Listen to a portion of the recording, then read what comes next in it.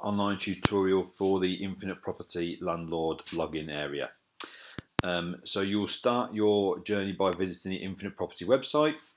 So if you go to infinitepropertyltd.com, if you haven't had a chance to have a look around the new website yet, please do. You'll see various bits of information on there. You can view all our latest properties for sale and to let, and there's lots of useful information for tenants, buyers and landlords alike.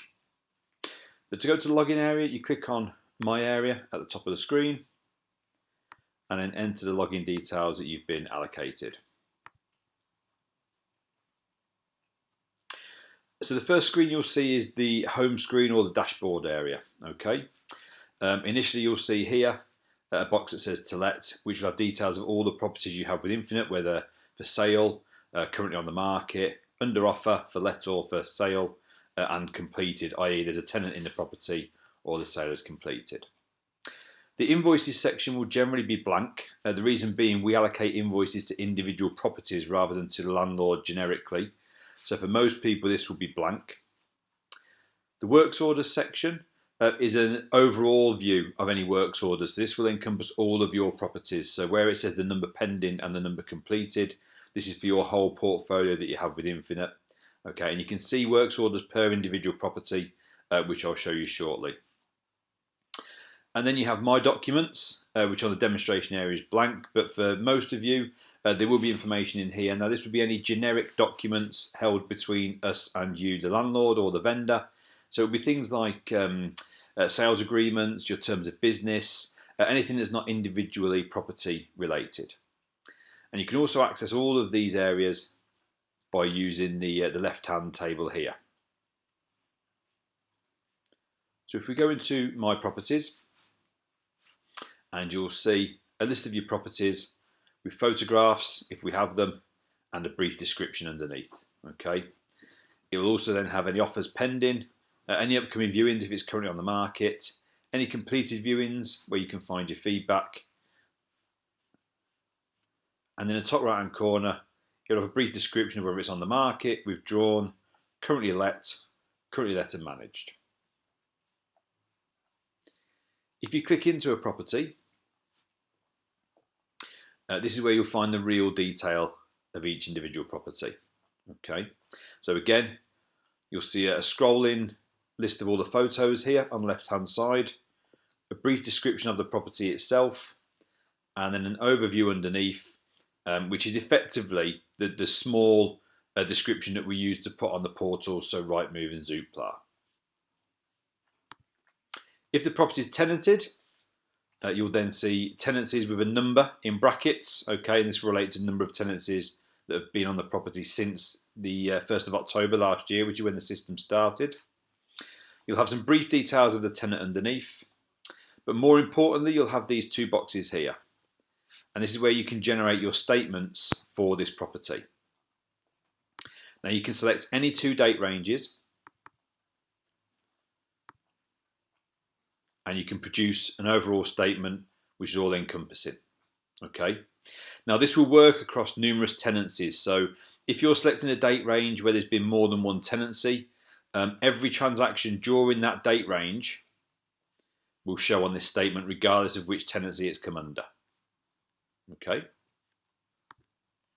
This is particularly useful when we come to the end of the tax year. So bear in mind this system only started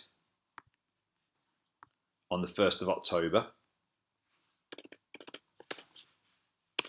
2019.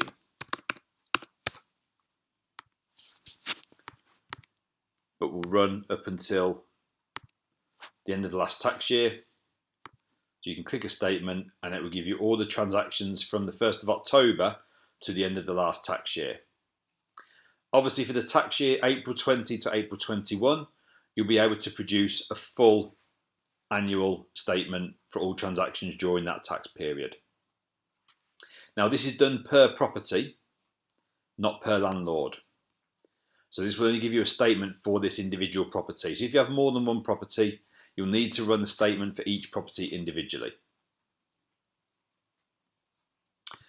You also have your works orders. So any issues the tenant has raised or we've raised internally, such as gas certificate renewals, will be listed here. and it will tell you the status of it, whether it's closed or completed.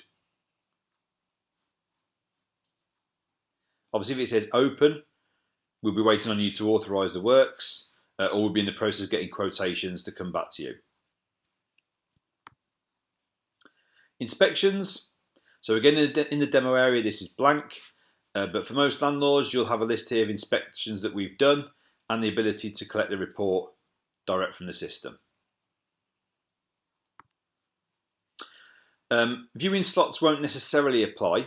These will only apply to those of you who do your own viewings on the properties, and you can select what times and dates you're available for us to carry out bookings or for us to book in bookings on your behalf.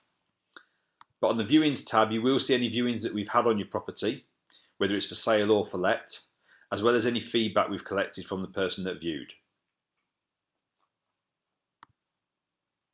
Again, offers. You'll have information here on offers made, either for let or for sale, and what action needs to be taken either by you or ourselves. And then in the document section, you'll have all the documents that relate to the property itself. Okay, so primarily this is where all your invoices will be held for maintenance. The cloud with the arrow indicates that it's available to download, and you simply click on the link and the invoice will then download for you. You'll be able to see all the details.